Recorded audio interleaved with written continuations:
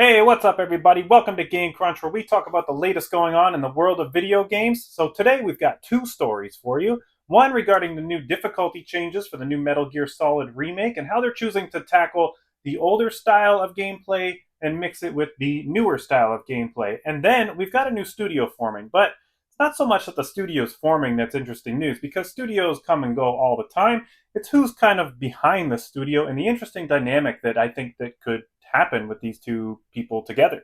So let's get right into it here. If this is your first time to the channel, of course I got to plug like and subscribe. Really helps the channel grow. Hit that A button over top of the like and subscribe. And if you're a hater, if you hate video games, then hit that dislike button. And before further ado, let's just get right into it.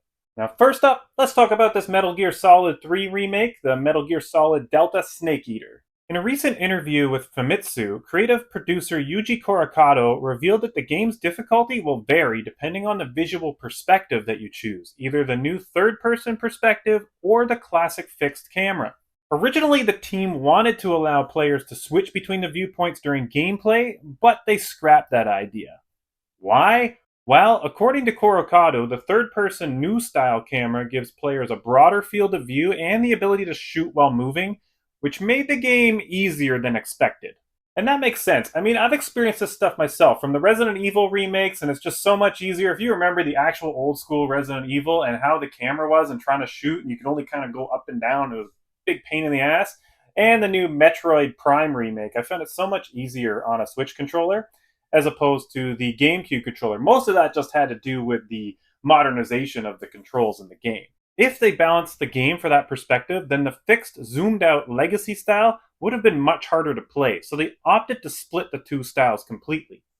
Essentially, if you want a more modern experience similar to Metal Gear Solid 5, then the new style is for you. But if you're looking for an original challenge from the PS2 days, you'll want to stick with the legacy style. It's a clever solution for balancing the difficulty between the two playstyles. From the looks of things, Konami is clearly aiming to modernize the gameplay while staying true to the feel of the original. As producer Okamura mentioned in a previous interview with VGC, this is a 20-year-old game, so they've refined many elements to ensure that newcomers don't feel like they're playing an outdated title. To me, it almost sounds like you're going to get two versions of the same game, which is pretty cool. So let me know down in the comments, are you excited for Metal Gear Solid, or are you going to skip this one?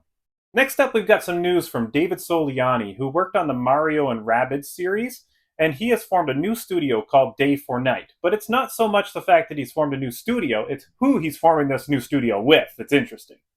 Along with other former leaders from Ubisoft Milan, Soliani is joined by Red Dead Redemption writer and lead designer Christian Cantamessa. This new studio is already secured backing for some pretty big names, including PUBG producer Krafton and One Up Ventures, which is founded by Xbox co-creator Ed Fries. Their goal? To create games that push the boundaries of storytelling and game design. Sounds like every studio's goal. In a statement, Soliani said that the work at Day for Night is all about crafting joy, adventure, action, and wonder. He described the studio's mission as a lullaby for my soul and a serenade to our industry.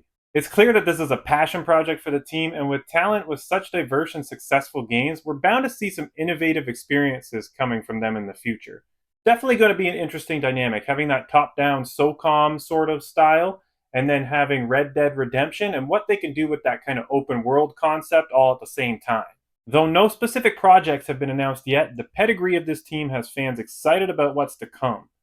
It's great to see developers like Soliani taking a leap to build something new from scratch. So with that being said, what kind of game do you think these guys are going to come up with?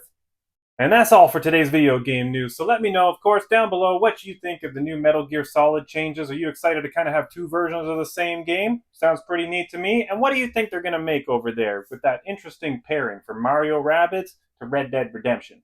And of course, don't forget to hit the like and subscribe. I'll catch you guys on the next one. Take care.